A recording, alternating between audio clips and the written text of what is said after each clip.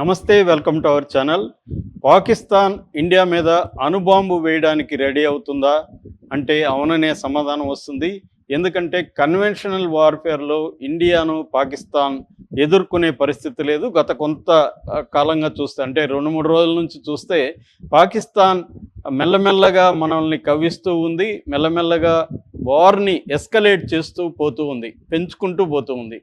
So మొదట్లో మనం operation Sindoor చేసినప్పుడు 9 ప్రాంతాల్లో అక్యురేట్గా నాన్ మిలిటరీ నాన్ సివిలియన్ స్థావరాల మీద, అంటే ఓన్లీ టెర్రరిస్టు స్థావరాల మీద మాత్రమే వేశాము. మనం ఎవరిని సివిలియన్స్ని గాయపరిచే ఉద్దేశంతో ఎక్కడ కూడా అటాక్స్ చేయలేదు. దీనికి ప్రతీకారంగా పాకిస్తాన్ ఎల్ఓసి దగ్గర, లైన్ ఆఫ్ కంట్రోల్ అంటాం, మనకి పాకిస్తాన్ ఆక్యుపైడ్ కాశ్మీర్కి ఇండియా అధీనంలో ఉన్న కాశ్మీర్కి మధ్య 740 కిలోమీటర్ల పొడవున ఉండే లైన్ ఆఫ్ కంట్రోల్, సరిహద్దు రేఖ ఏదైతే ఉందో ఆ రేఖను దాటిన విలేజెస్ మీదకి పాకిస్తాన్ అటాక్ చేసింది. గత 2 రోజుల్లో దాదాపు 36 మంది విలేజర్స్ పౌరులు చనిపోయారు. దాదాపు 60 మందికి పైన గాయపడ్డారని చెబుతున్నారు. నిన్ననే అక్కడ ఒక ఆఫీసర్, అంటే సివిల్ అడ్మిన్ ఆఫీసర్ కూడా చనిపోయాడు. సో అంటే రాజౌరి అనే ఒక టౌన్లో వాళ్ళ ఇంటి మీద కూడా బాంబులు వేశారు. ఆయన సివిల్ అడ్మిన్ ఆఫీసరు, మొన్ననే ముఖ్యమంత్రితో కూడా ఆన్లైన్ సమావేశంలో పాల్గొన్న వ్యక్తి. అట్లాగే మన సత్యసాయి జిల్లాకు సంబంధించిన గోరంట్ల దగ్గర మురళీ నాయక్ అనే ఒక అబ్బాయి కూడా చనిపోయాడు, ఒక సైనికుడు. సో ఇలాగా మన పౌరుల మీద కూడా పాకిస్తాన్ అటాక్స్ చేయడం మొదలుపెట్టింది. దాంతోపాటు ఒక 36 ప్లేసుల్లో, అంటే ముఖ్యంగా north India plus western India, అంటే గుజరాత్, రాజస్థాను, పంజాబు ఈ ప్రాంతాల్లో, దాంతోపాటు ఢిల్లీలో కూడా మన సైనిక స్థావరాల మీద, ఎయిర్ బేసెస్ మీద, మిలిటరీ ఇన్స్టాలేషన్ మీద దాదాపు 36 రకాల డ్రోన్స్, 36 రకాల ప్లేసుల్లో 300 నుంచి 400 డ్రోన్స్ని, అది కూడా తుర్కీయే ఇచ్చిన డ్రోన్స్ని ఉపయోగించి అటాక్ చేసింది. దీనికి ప్రతీకారంగా అంటే మనం ఏం చేస్తున్నాం అంటే ప్రతిసారి కూడా పహల్గామ్ ఫస్ట్ కవ్వించింది ఎవరు? పహల్గామ్ అటాక్ ద్వారా ఇండియాని కవ్వించింది ఫస్ట్ పాకిస్తాన్. దాని తర్వాత మనం ఆపరేషన్ సింధూర్ మొదలుపెట్టాం. దాని తర్వాత వాళ్ళు మన పౌరుల మీద అటాక్స్ చేయడం, 36 ప్లేసుల్లో ఈ డ్రోన్ల అటాక్. అంతకుముందు కూడా 15 టౌన్స్ మీద కూడా వాళ్ళు మిసైల్స్ని ప్రయోగించారు. సో మనం ప్రతిసారి ఏం చేస్తున్నాం అంటే వాళ్ళ చర్యకి ప్రతిచర్యగా మనం చేస్తున్నాం. అంటే ప్రపోర్షనేట్, మన ఇన్స్టాలేషన్స్ మీద వాళ్ళు అటాక్ చేస్తున్నారు కాబట్టి మిలిటరీ ఇన్స్టాలేషన్స్, ఎయిర్ బేస్ల మీద అటాక్ చేస్తున్నారు. ఈవెన్ జమ్మూ ఎయిర్పోర్ట్ మీద కూడా వాళ్ళు అటాక్ చేశారు. వీటన్నిటినీ ఒకటి మన ఎయిర్ డిఫెన్స్ సిస్టంతో గాల్లోనే వాటన్నిటినీ పేల్చేయడం జరిగింది. ఇంటర్సెప్ట్ అంటారు, ఇంటర్సెప్ట్ చేశాము. రెండవది, మనము వాళ్ళ నగరాల్లోకి వెళ్ళి వాళ్ళ ఎయిర్ బేసెస్, వాళ్ళ మిలిటరీ ఇన్స్టాలేషన్స్ మీద అటాక్ చేసాం. ఇప్పుడు ప్రధానంగా 3 ఎయిర్ బేస్ల మీద అటాక్ చేసాం. అది వాళ్ళకి పెద్ద దెబ్బే అని చెప్పాలి. నుర్కాను, మురిద్దు, రఫీక్ అనే 3 ఎయిర్ బేస్ల మీద అటాక్ చేసాం. ఆ ఎయిర్ బేస్ల్లో వాళ్ళ ఎయిర్ క్రాఫ్ట్లు ఉంటున్నాయి. JF-17 లాంటి చైనీస్ బ్యాకప్ ఉన్న ఎయిర్ క్రాఫ్ట్స్ ఉన్నాయి. సో వాటిని మనం ధ్వంసం చేయగలిగాం. దాన్ని పాకిస్తాన్ కూడా గుర్తించింది. Pakistan inter services PR public relations DG Chaudhry కూడా దాన్ని 3 స్థావరాల మీద బాంబులు వేసినట్టు, నష్టం జరిగినట్టు కూడా చెబుతున్నారు. ఈ నేపథ్యంలో సడన్గా వాళ్ళు 2 నిర్ణయాలు తీసుకున్నట్టుగా తెలుస్తుంది. ఒకటి, మనం ఎట్లయితే ఆపరేషన్ సింధూర్ మొదలుపెట్టామో వాళ్ళు కూడా ఆపరేషన్ బునియన్ ఉన్ మర్సూస్ అనే ఒక ఆపరేషన్ మొదలుపెట్టారు. ఇది ఖురాన్లో ఉన్న పదం. ఈ పదానికి అర్థం ఏంటంటే ఐరన్ వాల్ అని అర్థం. అంటే ఒక స్ట్రాంగ్ స్ట్రక్చర్ అని, ఐరన్ వాల్ అని అర్థం. సో ఈ ఐరన్ వాల్ అనే పేరుతో వాళ్ళు ఖురాన్ నుంచి అరబిక్ వర్డ్ని ఉపయోగించి ఆపరేషన్ మొదలుపెట్టారు. ఇందులో భాగంగా ఇప్పుడు ఒక సంచలనమైన నిర్ణయం తీసుకోబోతున్నట్టు తెలుస్తుంది. అదేంటంటే పాకిస్తాన్ ప్రధానమంత్రి షహబాజ్ షరీఫ్ ఈరోజు ఎన్సిఏ అంటే నేషనల్ కమాండ్ అథారిటీని సమావేశపరిచాడు. ఈ ఎన్సిఏ ఏం చేస్తుందంటే, ఈ నేషనల్ కమాండ్ అథారిటీ అనేది న్యూక్లియర్ వెపన్స్కి సంబంధించి కమాండు, కంట్రోలు, ఓవర్సైట్ ఈ 3 రకాలు చూస్తుంది. అంటే న్యూక్లియర్ వెపన్స్ వేయాలా లేదా, వేస్తే ఎలాంటి న్యూక్లియర్ వెపన్స్ వేయాలి, ఎప్పుడు వేయాలి, ఇవన్నీ కూడా డిసైడ్ చేసేది ఈ ఎన్సిఏ. ఈ ఎన్సిఏ మీటింగ్ని ఈరోజు ఆయన కన్వీన్ చేశాడు. ఈ మీటింగ్కి ఈయనతో పాటు మిగతా క్యాబినెట్ సభ్యులు, తర్వాత మిలిటరీలో అత్యున్నత స్థాయి ర్యాంకుల్లో ఉన్న అధికారులు కూడా అటెండ్ అవ్వబోతున్నట్టుగా మనకి అర్థమవుతుంది. సో దీంట్లో ఇప్పుడు ఏం నిర్ణయం తీసుకుపోతున్నారు అంటే, క్లియర్గా న్యూక్లియర్ వెపన్స్ వేయాలి అనే ఒక నిర్ణయం తీసుకుపోతున్నారు అనేది చెబుతున్నారు.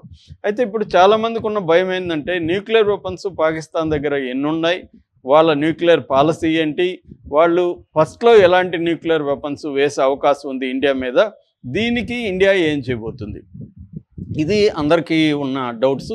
సో మామూలుగా పాకిస్తాన్ దగ్గర మనకంటే ఒక 2 తక్కువ ఉన్నాయని చెబుతున్నారు. ముఖ్యంగా మనకి సిప్రి అంటారు. సిప్రి అంటే Stockholm International Peace Research Institute. ఈ సిప్రి ఏం చేస్తుందంటే, ప్రపంచంలో ఉండే న్యూక్లియర్ వెపన్స్ అన్నిటిని కూడా రీసెర్చ్ చేసి ఐడెంటిఫై చేస్తుంది.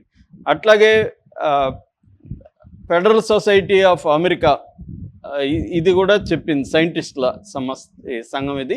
ఈ ఇద్దరు చెప్తున్నది ఏమంటే, ఇండియాలో 170 న్యూక్లియర్ వార్ హెడ్స్ ఉంటే పాకిస్తాన్లో 172 రివర్స్, ఇండియాలో 172 న్యూక్లియర్ వార్ హెడ్స్ ఉంటే పాకిస్తాన్లో 170 న్యూక్లియర్ వార్ హెడ్స్ ఉన్నాయనేది ఈ 2 సంస్థలు చెబుతున్నాయి.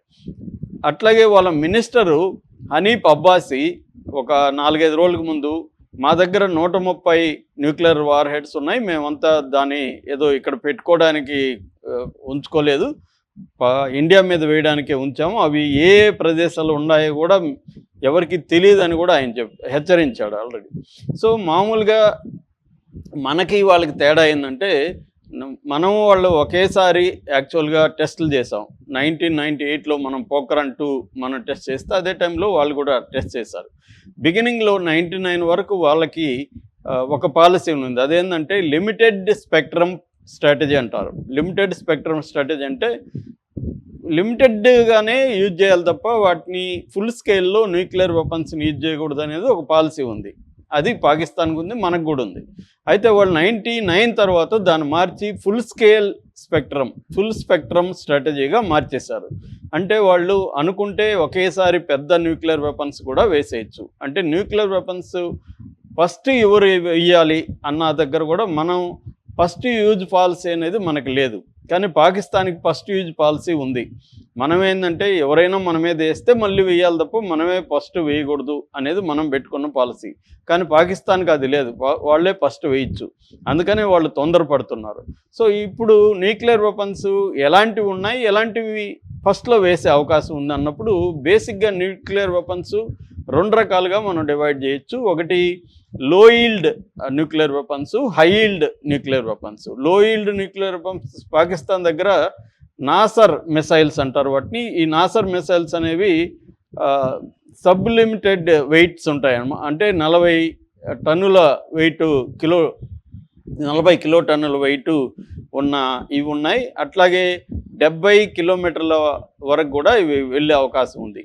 సో ఈ 70 కిలోమీటర్ల దూరం నుంచి కూడా వీటిని అటాక్ చేయొచ్చు. సో ఫస్ట్ నాసర్ మిసైల్ వేసే అవకాశం ఉంది.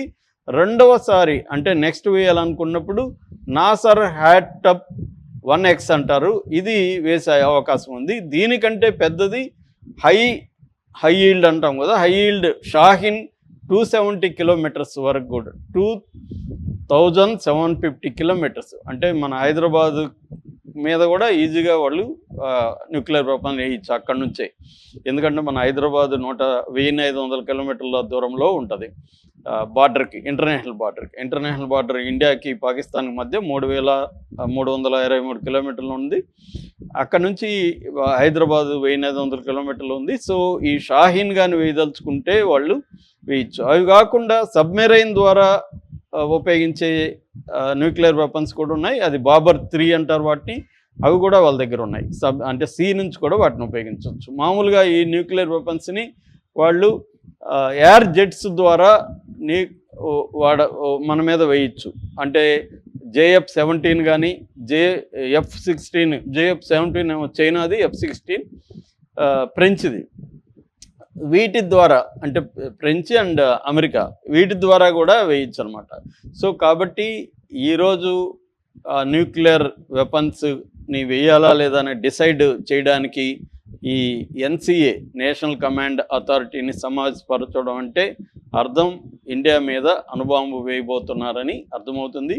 దీనికి మోడీ ప్రభుత్వం ఏం చేయబోతుందని చూడాలి. అంటే ప్రధానంగా పాకిస్తాన్ ఉద్దేశం ఏంటంటే వాళ్ళు కన్వెన్షనల్ వార్ఫేర్లో మనల్ని ఎదుర్కోలేరు. అంటే వాళ్ళది సీ ఫోర్స్, సీ కానీ, నేవీ కానీ, తర్వాత ఎయిర్ ఫోర్స్ కానీ, ఆర్మీ కానీ, ఈ 3 రకాలు కూడా వాళ్ళకంటే మనం దాదాపు రెట్టింపు కంటే ఎక్కువ ఉన్నాం.